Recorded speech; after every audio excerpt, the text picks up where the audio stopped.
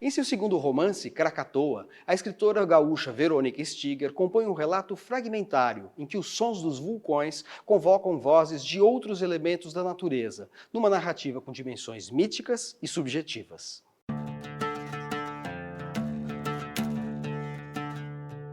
Verônica, seu romance se intitula Krakatoa, mas ele tem duas partes. Uma que tem o título de Krakatoa mesmo e o outro é o Anak Krakatoa. Qual é a diferença entre essas duas partes? Krakatoa é esse vulcão que explodiu em 1883 e a explosão foi tão violenta que ele se destruiu. E aí, no lugar dele, anos depois, surgiu aquele que é conhecido hoje como o Anak Krakatoa, né? Então, o Anak Krakatoa significa o filho do Krakatoa, né? Então, essas duas partes são o Krakatoa e o Anak Krakatoa. Pensei o livro organizado dessa forma porque eu acredito que quem começa a ler o livro do início acaba tendo talvez duas percepções a respeito do livro, né? Que duas percepções são essas? A primeira é, começa a ler, o leitor talvez tenha essa impressão de que ali ele está diante de uma série de relatos, né? De relatos que talvez não tenham uma conexão com o outro. Eu já digo que sim, há conexões sim, né? Mas ele pode ter essa impressão que está diante desse livro, que é uma junção de relatos. E me parece que essa segunda parte, pelo menos foi assim que eu imaginei e pensei o livro, a segunda parte é que faz com que o leitor compreenda que, na verdade, ele está diante daquilo que a gente pode, se a gente botar dentro de um gênero, o gênero mais aproximado seria o de um romance. Né? Eu acho que é a segunda parte que confere, de uma certa forma, uma unidade ao todo. Porque a segunda parte é mais narrativa, embora na segunda parte a gente tenha a intercalação entre relatos de uma viagem à Indonésia com notícias de jornal sobre a erupção do Krakatoa no século XIX. Ele tem esses relatos iniciais dessa primeira parte, que são relatos que eles são todos intercalados por essas vozes que a gente pode pensar como vozes da natureza, ou eu gosto mais de pensar como entidades, né? Entidades que são cosmológicas, né? Entidades que são geológicas, cosmológicas, como a água, o fogo, o sol, o carvão, o petróleo, né? Então ele é todo intercalado por esses monólogos, né? Que dão ali, de uma certa forma, uma unidade ao que está sendo contado, né? E essa segunda parte, que ela também é dividida, né? Ela também é dividida. Então ela tem uma primeira narrativa, que é essa narrativa dos jornais da época, né? A imensa maioria daqui no Brasil, né? Então, ou seja, para a gente também ver como a repercussão dessa grande explosão do Krakatoa também teve ressonância aqui no país. E mais um outro relato em primeira pessoa, né? Que fala de uma viagem à Indonésia, né? Que aí tem a ver com uma viagem que eu mesma fiz, uma viagem que eu fiz em 2017, em que havia a iminência de um vulcão entrar em erupção, né? E se esse vulcão entrasse em erupção, o festival literário do qual eu participaria ia ser colocado em risco, né? A gente talvez nem conseguisse chegar a esse festival literário. Na segunda parte, bem no finalzinho do romance, você escreve que o centro da Terra fica a cerca de 5.000 quilômetros de profundidade, é quase tão quente quanto o Sol e é uma espécie de feto infernal gestado pela Terra. O que significa, então, abordar este feto infernal da Terra no romance, que também está presente em outros vulcões aqui mencionados? A imagem desse feto e, na verdade, desse bebê, dessa criança, é uma dessas imagens que ela atravessa o livro de uma certa forma, né? Eu acho que o livro ele é todo atravessado por algumas imagens, né? Então, uma delas é dessa criança recém-nascida, desse feto, da terra que gesta esse feto infernal, que seria justamente esse centro da Terra, esse magma, né? Que é o magma é a matéria dos vulcões. Assim, se eu fosse resumir o livro, eu diria simplesmente que ele é um livro sobre vulcões e fantasmas, né? Que eu acho que é isso que traz, né? Então é um livro sobre vulcões e fantasmas, em que ele é atravessado por essas forças, por essas vozes da natureza.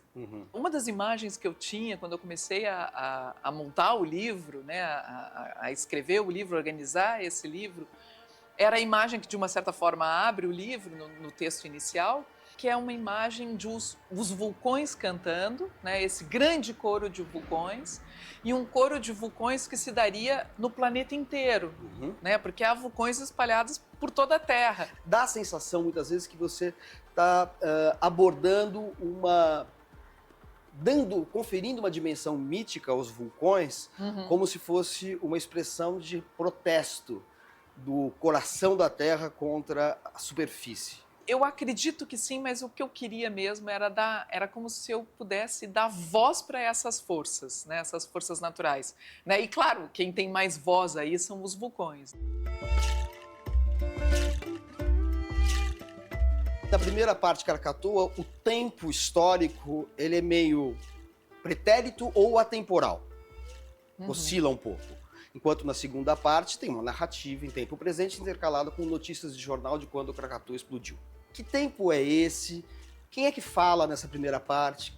Quem são os personagens? Que relação há entre os diferentes fragmentos que a gente encontra na primeira parte que, enfim, não tem uma linearidade evidente? Eu imagino sempre um tempo pós-tudo, né? É um tempo pós-tudo, né? Não é o tempo do Krakatoa, né? Do Krakatoa, o vulcão, 1883, né? É um tempo outro em que a gente percebe que são poucos os que sobreviveram e o resto é tudo terra arrasada. Mas de que maneira essa segunda parte mais acessível, digamos assim, mais narrativa, torna mais inteligível a primeira? Que sentido ela projeta na primeira parte, que é mais enigmática? Ela é toda quantificada, ela é toda marcada, e ali fica muito claro que há, na verdade eu ia dizer duas linhas narrativas dentro de uma das linhas narrativas, porque são três, né? Então é a do vulcão, o vulcão que explodiu, que dá nome ao livro, Krakatoa, com recuperação da época, mas depois há duas outras em que essa voz em primeira pessoa, né? Essa voz em primeira pessoa, ela fala, primeiro, de vários vulcões, né? Então é uma coisa quase enciclopédica, né? O vulcão tal, o Krakatoa é filho do Krakatoa, né? Que teve a maior explosão, fala etc. do Stromboli, do Etna. Tambóis, fala do Stromboli. Então tem uma linha, né? Que vai seguindo esses vulcões. Talvez até tenha tido vulcão no Brasil, etc. Né? E essa mesma voz é a que fala de uma viagem da Indonésia. Dentro desse manancial de informações que nós temos na segunda parte, eu acho que ali a gente consegue compreender algumas imagens que são recorrentes no início, a imagem dos vulcões, a imagem dessa criança, desse recém-nascido e inclusive essa natureza, né, revoltada.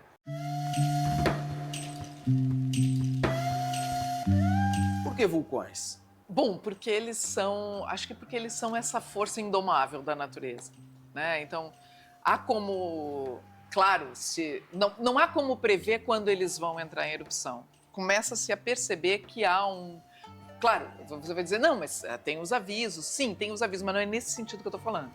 A gente começa-se, claro, estuda-se, né, a movimentação do magma, mas o que não dá para saber é quando que isso vai se movimentar e quando que esse vulcão vai entrar em erupção, né? Então eu acho que o que mais me fascina nos vulcões é eles serem indomáveis, né? Eles serem esses corpos indomáveis e por isso absolutamente livres.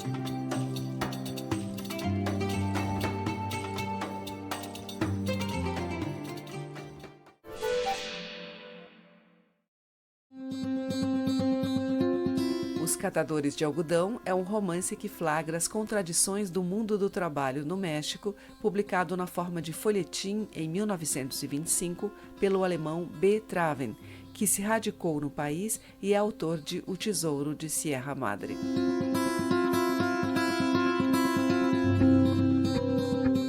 Meia Palavra Basta reúne reflexões e aforismos do ensaísta Francisco Bosco sobre as ansiedades e os paradoxos da vida contemporânea.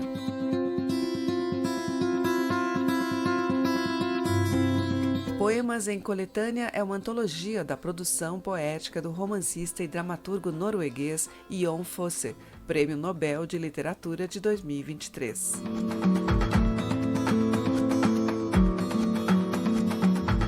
Genipapo Western, do cearense Tito Leite, é um romance em que irmãos gêmeos que trabalham numa lavoura de algodão no sertão nordestino entram numa espiral de violência em meio ao enfrentamento da exploração aviltante.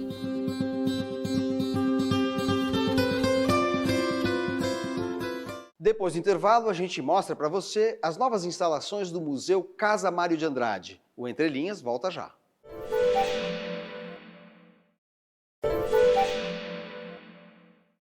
Já faz tempo que a casa em que viveu o escritor Mário de Andrade virou espaço cultural, mas recentemente a residência do autor de Macunaíma passou por uma reformulação completa e o Entre Linhas foi conferir as novas instalações e a programação do Museu Casa Mário de Andrade, que celebrizou a Rua Lopes Chaves, no bairro paulistano da Barra Funda.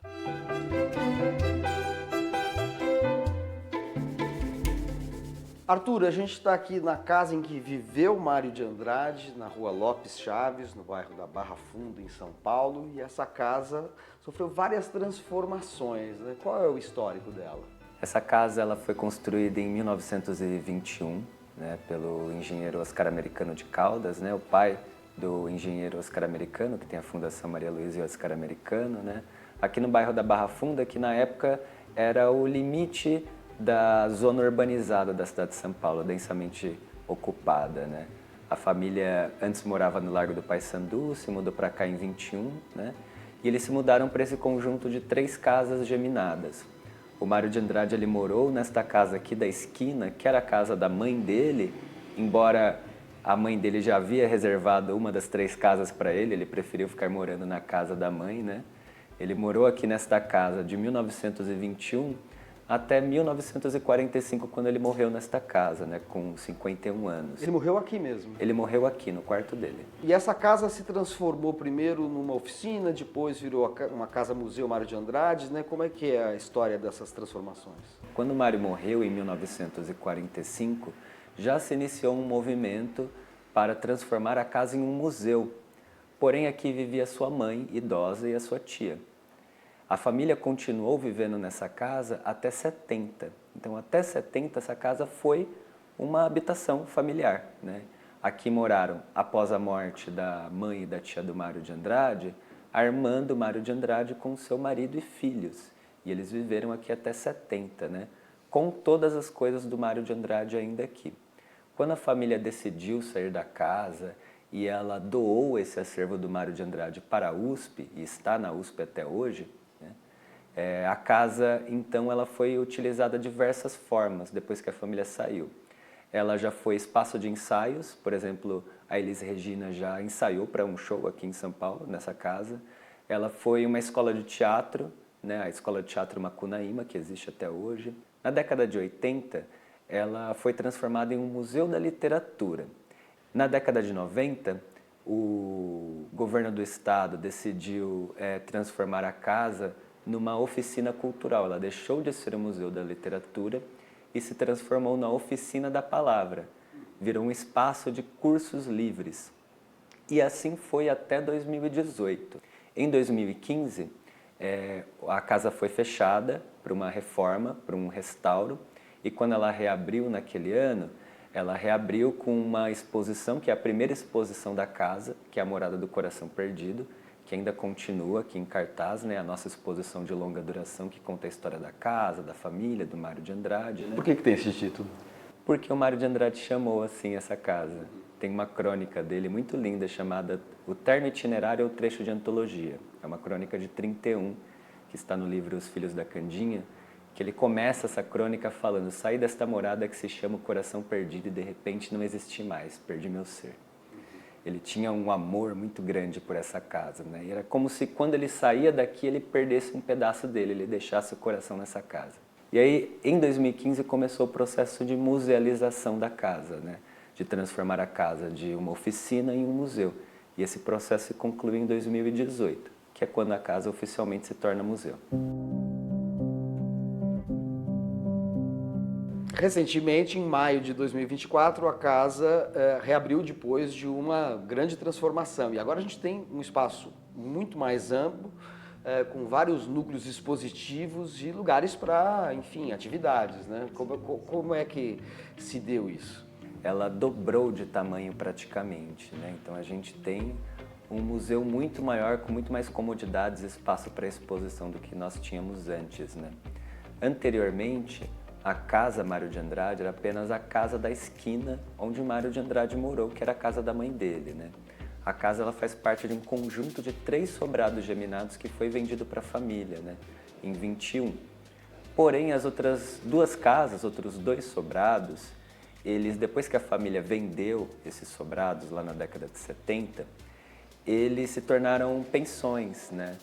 Em 2022, o governo do estado ele comprou os outros 2 sobrados para ampliação do museu e eles então foram integrados e passaram por uma grande reforma, né?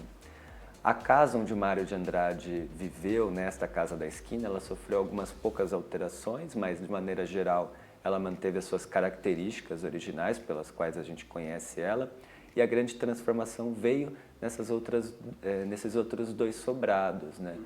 A gente tem um grande ganho em acessibilidade com essa ampliação, uma coisa que era um grande problema para a Casa Mário de Andrade antes dessa ampliação, porque a gente não tinha elevador, a gente não tinha rampas, né? Então isso é um grande ganho, né? Uma grande democratização do museu para a população.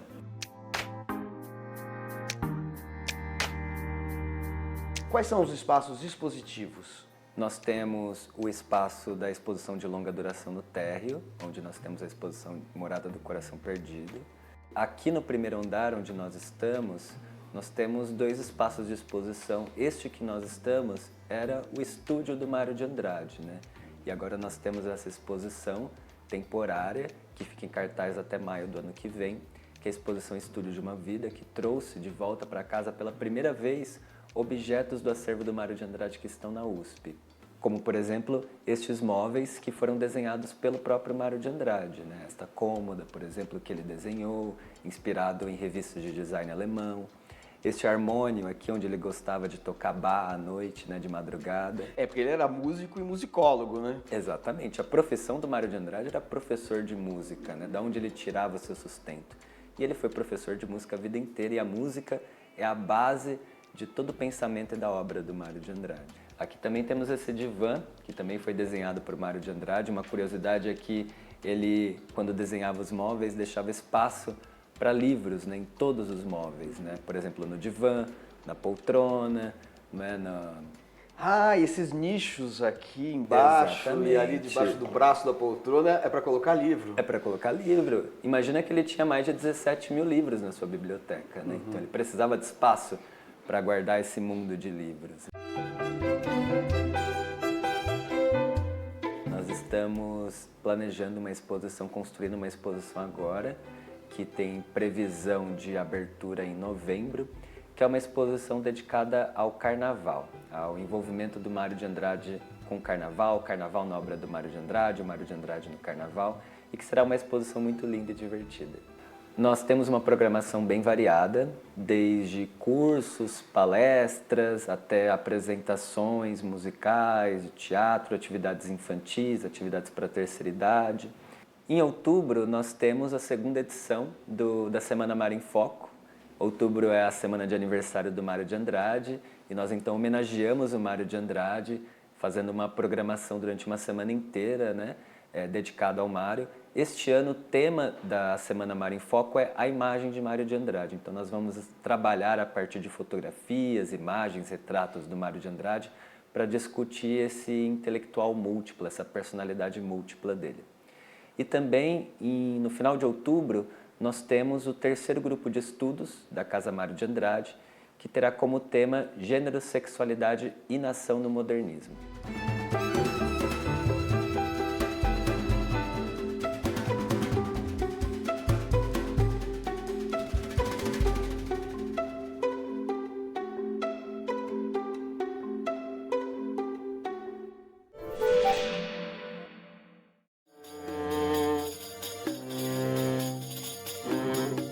Atualmente eu estou lendo um livro chamado Carta à Terra, de Geneviève Azan. Ele me chamou a atenção porque é quase uma poesia, é uma fala que ela fala diretamente com o nosso planeta e tenta explicar o que está rolando e tentar fazer uma reflexão sobre nosso mundo de hoje em dia, as complicações, a pandemia, tudo que a gente faz com o nosso planetinha azul. O livro que eu quero indicar é Frankenstein, da Mary Shelley. Eu tô no terço final dele agora.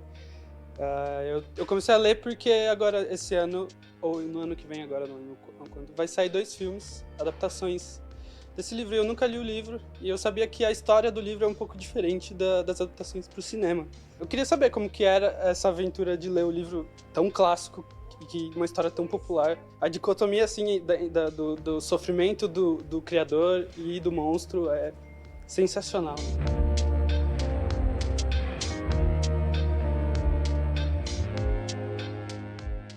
E como a Entre Linhas de hoje levou você até o Museu Casamário de Andrade, a gente termina com o ensaísta e professor de literatura José Miguel Wisnik falando sobre esse escritor central no modernismo brasileiro. Até a semana que vem. No Mário de Andrade não há uma identidade nacional. Há justamente esse processo de misturas. A ensaísta Leila Perrone Moisés disse que o Mário não está interessado na identidade, mas na entidade nacional. Isto é diferente, entendeu?